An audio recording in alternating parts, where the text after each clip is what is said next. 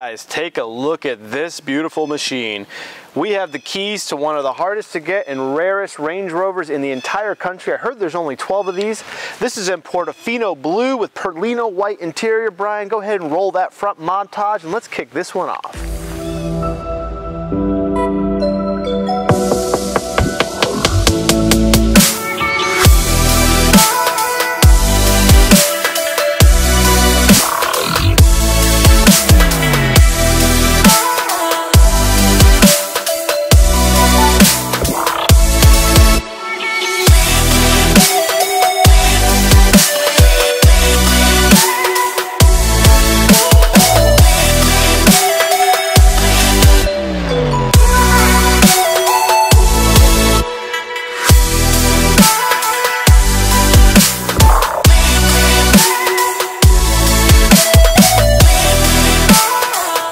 Guys, driving the new Range Rover Hybrid. So I've got it in hybrid mode right now, which means it's going to use all 454 foot-pounds of torque. I'm going to launch it for you so you can see what it does.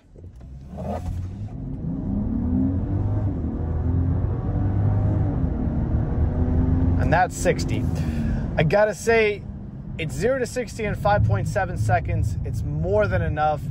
Now let me launch it again for you, but this time only in EV mode, which I think you'll find interesting. Okay, now I'm gonna launch it, and this is in EV only mode. Now this car goes 50 miles on EV only. This is what it does. So that's full throttle EV mode.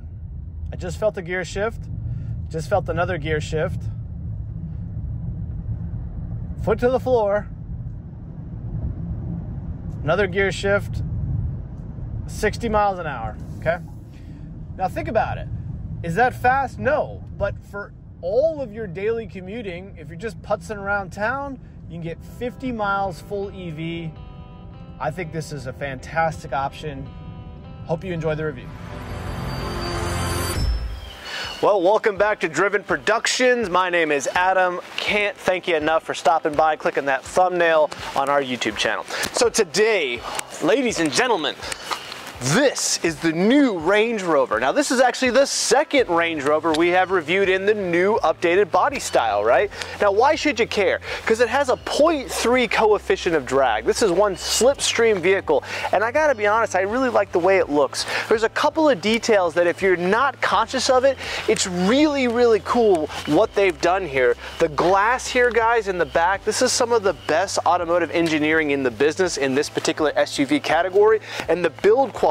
I know what you're going to talk about, reliability, and they're at the bottom of all the lists and stuff, but guys, the build quality, the panel gaps, there's very, very few vehicles that make it this good. BMW's close, Volvo's close, right? Some of the competitors like Porsche are definitely close, but this is right up there with the best of them. It really looks good, and it's built really, really well. Now, this is the new P440e. What that really means is it's a plug-in hybrid. That means you get a 6-cylinder turbocharged engine and a 32 kilowatt electric motor that allows you to go 50 miles on electric only. 50 miles. But here's the best part.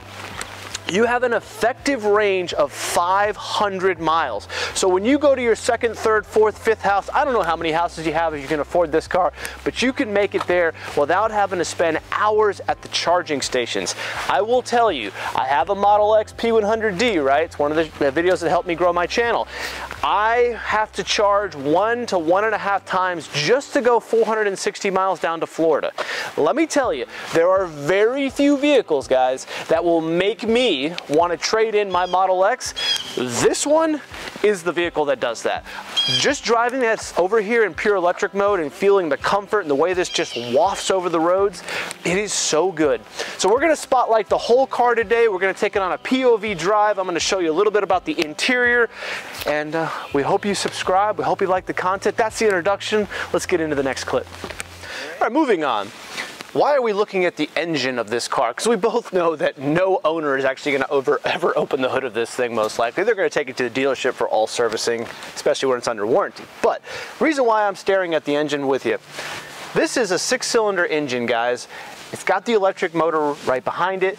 This thing makes 454 foot-pounds of torque, which is quite a bit, and 434 horsepower. So that allows this 7,600 pound gross weight vehicle to go to 60 in the high fives. It's 5.7 seconds. That's pretty darn good, especially for a vehicle that's this luxurious and this comfortable. But this right here is the game changer. 50 miles on EV, 50 miles. The average American drives 36 miles a day, which means you can do the entire route of your morning, afternoon commute on all electric. However, if you need the power and you need to get on the highway and you got to go hundreds and hundreds of miles, you have this wonderful 6-cylinder engine. I got to be honest, in a lot of ways, this architecture and this platform is better than a fully electric car. Because the reality is, I've had a fully electric cars now, I've daily driven them for over 3 years. They can be a big pain in the you-know-what when you're on road trips. It's just a fact. If you got to stop for 45 minutes, an hour, you got to wait for somebody else to get out of their charger to get into your charger, guys, I'm telling you, it depends on how you value your time. It's really what it boils down to. If you want to spend an extra hour or 2 hours to charge your vehicle or 3 hours to take longer trips, right, it's definitely doable, especially with the Tesla supercharging network. However, with this thing, you get the best of both worlds. And I really think they knocked it out of the park. Yeah, before I move on to the interior, guys, I just want to comment about this Portofino Blue. This color is really good looking color. It looks like black at night. This is going to look like a black car, but when the sun hits it, it's got that beautiful metallic blue flake. I'm a sucker for blue cars lately. If you haven't noticed, go follow my channel. I've got some cool blue cars. But now as we come on to the interior, first of all, let me just say this. The smell of this car, oh, it just smells like quality and luxury. Very few vehicles these days smell like that. They usually just smell like some plastic crap, but this smells really good, and it's because it's all got the real deal stuff in it, right? Real leather, wood grain, everything feels good. It's got wonderful soft closed doors, so you can just kind of effortlessly close these doors. Everything has a high quality tactile feel. I mean, literally everything, from the buttons to the way you move the seat here on the door, to the screens, to the feeling of the leather up top here. It just feels like a really good luxury car. Very few manufacturers get this right. I mean, you're gonna have to get into the Mercedes, right? And the BMW and the Audi category. Tesla, forget about it. My Model X doesn't have anything on this thing. Sure, it's fine, but when you get in a Model X or a Model S, which are supposed to be the premium cars that are really priced pretty comparative to this, especially if you get the plaid versions, right? This is worlds better as far as the interior quality. And overall, I just like the way it looks. It looks really modern. You got two really nice screens here. And when we do the point of view drive, hopefully the camera will be able to pick up a little bit about what it shows, because you can change all the different menus and all that fun stuff. Now, moving to the back here, there's plenty of space. Let me show you, I'm 6 feet tall. This isn't even the long wheelbase, guys. This is the standard wheelbase. So look how much space you get. So if you were to get the Autobiography Edition with the long wheelbase, with the hybrid power plant, which, by the way, that's like a $250,000 vehicle at that point, but you get the reclining seats. This will push forward, right? At least the passenger side. You don't want to take the driver out, of course, but this will recline back. You lose the center console here, but I have to be honest, if you don't want to spend an exorbitant amount of money and you just want to get the standard wheelbase option, you have plenty of space here. And even back here, it's just nice. You know, everything looks good.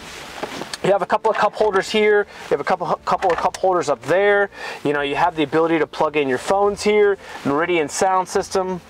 You know, one of the things I love sitting back here is you really notice the panoramic roof back here. It's one of my favorite features of most of the modern cars these days. You know, the Teslas even have these panoramic roofs. This cabin feels so airy. And I will comment about this color. Now, Perlino white interior is beautiful, right? But if you've got blue jeans, I wear a lot of blue jeans. I'm probably gonna have a real tough time, frankly, keeping these seats clean, guys. And frankly, if you got kids and stuff, I probably wouldn't go with the white interior, but I gotta be honest, it looks beautiful, especially compared to the Perlino blue exterior. It's definitely a family SUV. So let's go ahead and take a quick look here at some of the things I wanted to share with you back here. First of all, this opens up in two different ways. So you've got the top, and then you've also got the bottom. This makes for great tailgates, I gotta be honest. You can put a lot of weight on here. I could easily sit, doesn't flex at all. Now, plenty of space back here, and what's also cool about these is right here, you can go ahead and drop the seats. This is a really, really handy feature, guys, and it goes all the way down. So it just gives you a tremendous amount of space in this particular vehicle. And the other thing that's cool back here is, you know, it's all carpeted, it's got this nice cover. I mean, really, it's really practical. Now, if you wanted to get the long wheelbase version, there is a third row that is back here. So that's another nice feature for somebody who has, you know, more than 2 kids. However, for my family with 4, we would be absolutely perfect with this one. And still very practical back here, a lot of space. You know, guys, a couple of other points I wanted to make on this car. When I was researching it, I thought were interesting for you. One, this thing has a little bit of a rear wheel steering. Say that 10 times fast. So that really helps maneuverability in parking lots. While this is a really big SUV, it drives in a lot of ways like a car. Really nice steering as well. When we do the point of view drive, I'll comment on that. Another interesting thing is you can go up to 87 miles per hour on just the EV battery. So when you get on the highway and you're cooking, you can actually still stay in EV mode. I really, really like that they did that. It's unusual you could drive 87 miles an hour without having to kick on the gas engine. I thought that was a really interesting point. It's like, and how did they settle on 87 miles an hour? They're like, 88's too fast, 86 is too slow, but 87, that sounds good. 7's a lucky number. I don't know. I'll let you comment below what they thought about it, but in the end of the day, that's an interesting point. Now, the other elephant in the room with this car, and let's just talk about this as a segue, is the price. This is $119,000 and change. Now, a couple of things to note about that. The owner told me he did not have to pay an over MSRP, but there is a wait list for this car. So I would not be surprised if most of these vehicles are still selling over MSRP because they're very desirable. Now, why are they so desirable at $119,000? Well, the reason is a lot of guys who buy these cars, they depreciate them through their businesses. So this becomes a nice little tax write-off that they can do every single year. So they buy a new vehicle, right? They drive it for a year, and then they do it again, and they do it again, and they consistently can benefit from that depreciation. I'm not a tax CPA, right? But go ahead and do some research on that. It's very common on these vehicles. Is it worth $119,000? Look, I gotta be honest with you, that's a lot of money, but it's a lot of car. It really is. And the fact that you can save on gas, which is, at $4 a gallon for premium, or if you're in California, it's probably still close to $5, that's gonna add up. And while you don't get an EV tax credit or anything like that, I think you're gonna just feel good driving the electric car around, because in the end of the day, it's super quiet, it's super smooth, and it has all the benefits of an EV car.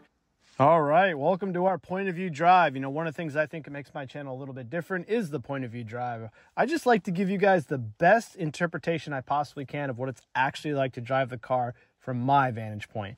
Now, to turn the vehicle on, right, you want to go ahead and push this, and that's it. You're not going to hear any engine firing up unless you go ahead and put it in that mode. When you're ready to go, listen to how quiet that is. I've got the windows down, guys. Let me put the windows up for you just so you can hear how quiet this vehicle is. Even at highway speeds, it's only going to register 64 decibels. So I'm just going to shut up. I'm going to drive this car through this very terrible back road we're on and just listen to how quiet and effortless this thing navigates it.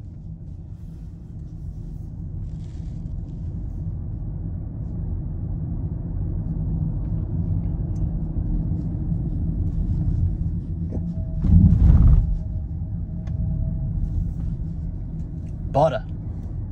Literally 2-finger driving.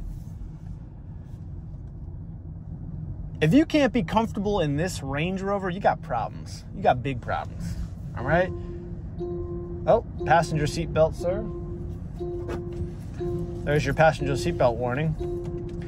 So, a couple of things I'm going to point out if you haven't noticed yet, right? Now, hopefully you can see the screen here.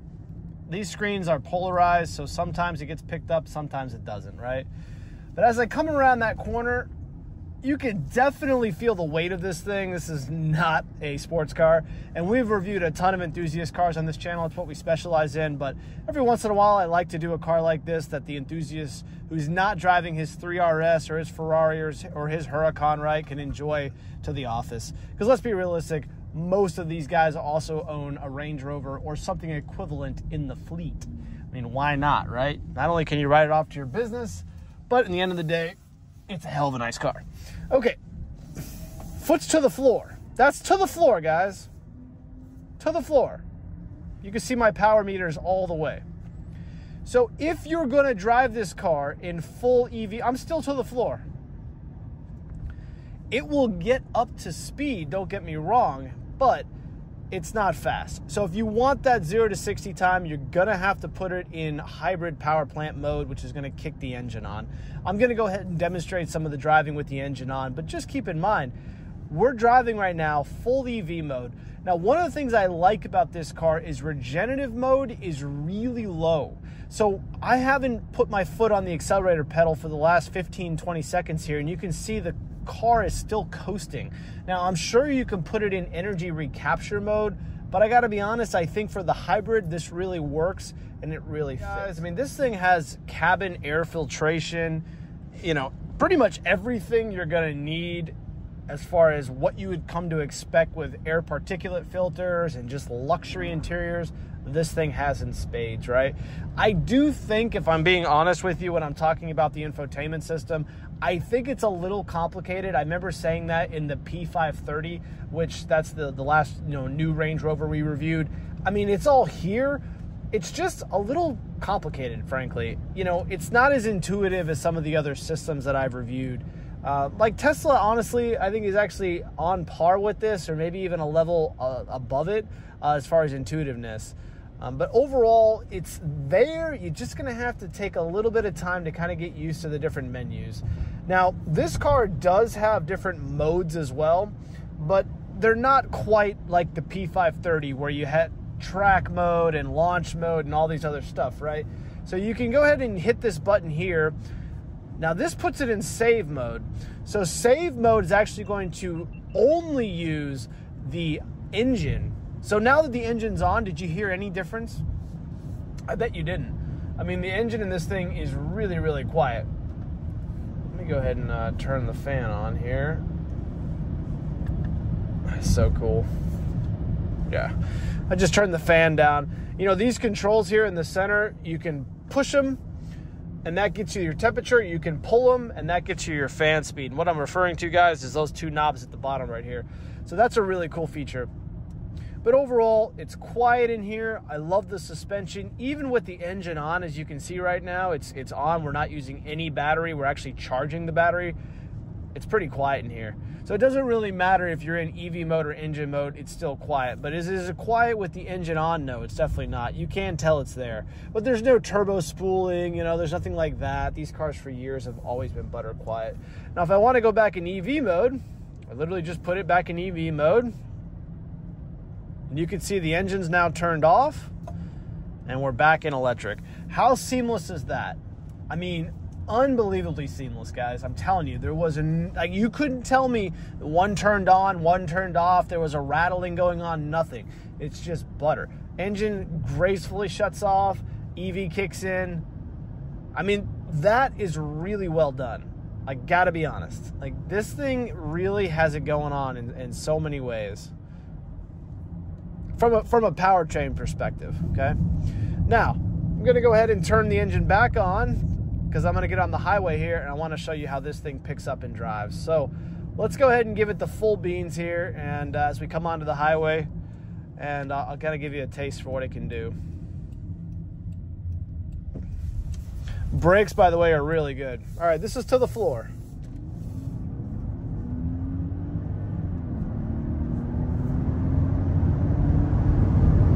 And that's 80. So it's got some performance, okay? Is it Tesla Model X Plaid or Model S Plaid or even the long range fast? No, it's not. This doesn't have that full EV get up and go boost that you're gonna find from the XC40 Recharge or the XC90. It's probably gonna be comparable to this, The Cayman, of course, is going to be comparable to this. But yeah, if you're going with a full electric car, I think you are going to have a little bit more performance. But again, you don't have the range, so there's always that give and take. But listen to this car, guys, on the highway. I'm doing 84 miles an hour. Listen to how quiet it is. And it's a windy day. You know, if you want to go ahead and paddle shift it, you can. You can go ahead and just kick it down, kick it up. There's also sport mode here, so that's sport mode. You know, you can keep it in. I mean, the paddles are good. You know, it's an 8-speed transmission. Shifts really, really smooth. Okay. This is now in self-driving mode, or as self-driving mode as Range Rover gives you. So you can see here, it's asking me to keep my hands on the steering wheel. All the manufacturers are asking you every, 15, 20, 30 seconds, a minute, 2 minutes, etc., to go ahead and, make sure you're still paying attention. But I'm not driving. It is driving it right now, 70 miles an hour. It's quiet. This is one of the best reasons why you're going to want to upgrade your older Range Rover, guys. It's right here. I'm telling you, when you're on long trips to the beach and you can go ahead and put it on self-drive mode, it is worlds better on the taxing sensation and energy it requires to drive. This will navigate through traffic. This will navigate through bumper-to-bumper traffic for you. And it's just nice. I know all the new modern cars have it. The Volvo has it. The Rivian has it. The Teslas obviously have it, right? I mean, the Mercedes has it. I mean, the Lincolns have it. They all have it now, okay? Ford has it. Blue Sync, Blue Cruise, right? But in the end of the day, this one works just fine. I'm on the highway here, which is literally when you're probably going to use it 90% of the time. And it's just nice. I mean, listen to it. It's pretty quiet. You hear a little bit of wind noise because you set up real high in this car. But at the end of the day, EV... You can go 87 miles an hour. You got a little bit of self-driving. Man, like, what a world, right? This is just nice. It's a really, really nice place to spend time. And, you've also got the heated steering wheel here. And you have the ability to put on some cooled seats here. I'm actually going to go ahead and turn on my seat to 2. So in order to turn on that, you can see right here, that'll go ahead and turn on the cooled seat for you, and it blows nice air-conditioned air. Just a great place to spend time. I really don't have any negatives for the driving experience. I like the way the driving position is. It's comfortable, it's commanding, right? I like the steering wheel feel. I like the tactile feedbacks on the button. Now, if you're curious, guys, what happens if you're on autopilot mode and you do not put your hands on the steering wheel? So it comes up with a warning. Then it comes up with an audible beep.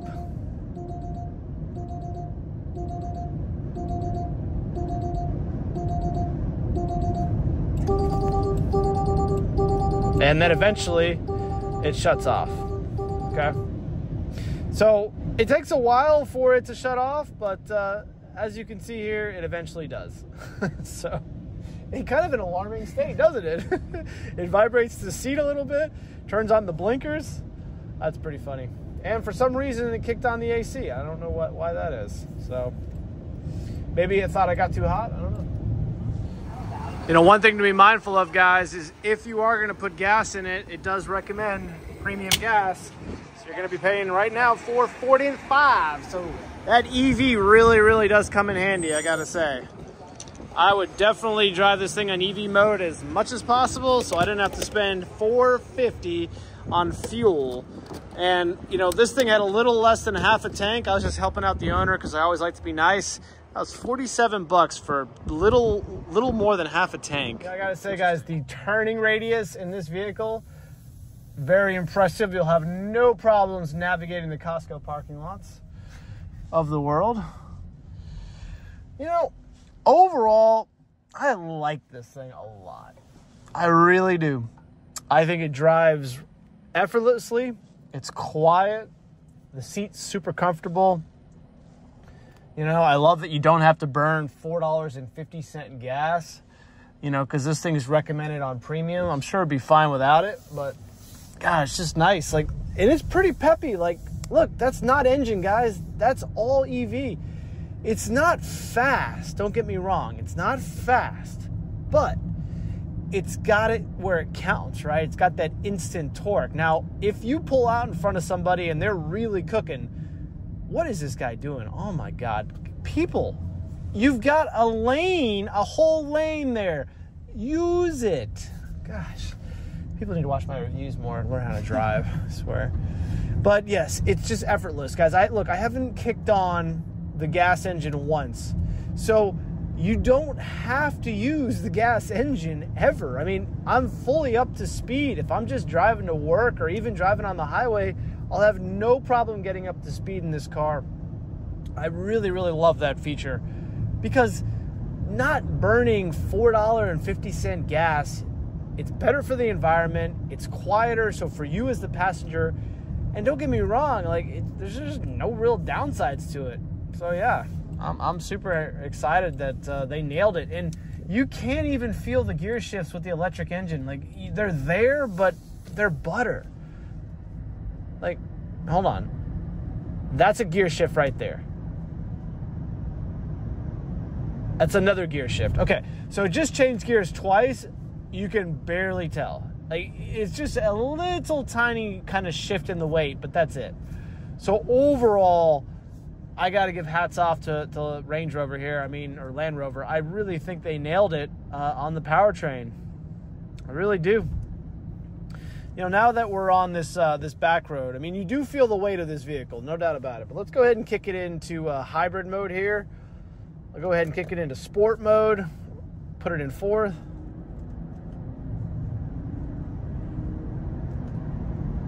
I mean, with the engine and the hybrid power plant, it's peppy. It really is, guys. Like, this thing's got it where it counts. It's not a slow vehicle. So if you need to, for some reason, pass somebody, not going to be a problem, especially when you put it in sport mode. It's good. I mean, I like the steering weight. I mean, you can see here, there's a little bit of play in the wheel before it actually initiates a turn, but I mean, taking these turns, we're not exactly going that slow. It feels nice, you know? And what a beautiful road this is. What a beautiful day. Everything's green. You know, if you don't know, Nashville has one of the most beautiful states in the entire union. It's just really nice here, especially in spring. Everything's so green and blooming and just beautiful. It's fun. I mean, look, it's not a sports car, but this car, if you want to rip it around some back roads, is more than capable. In the end of the day, like, it just feels nice to drive. It just feels like a luxury automobile, you know. Everything, it brakes, very bitey. You push on them just a little tiny bit, and you feel them engaging, right? I like that. I'm a fan of that. I'm not a fan of squishy brakes.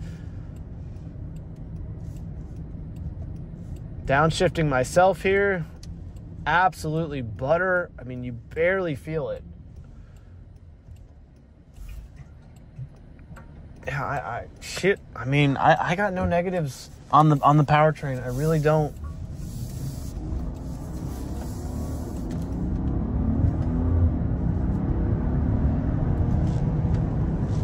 I mean, that's giving it, you know. That's giving it the gas, and that 6-cylinder's doing just fine. More than enough performance. I don't really know what more you'd need. Plug in the battery at night, and during the day you have your EV, but when it's gone, you're gonna have to recharge it. You're not necessarily gonna be able to charge it off the engine.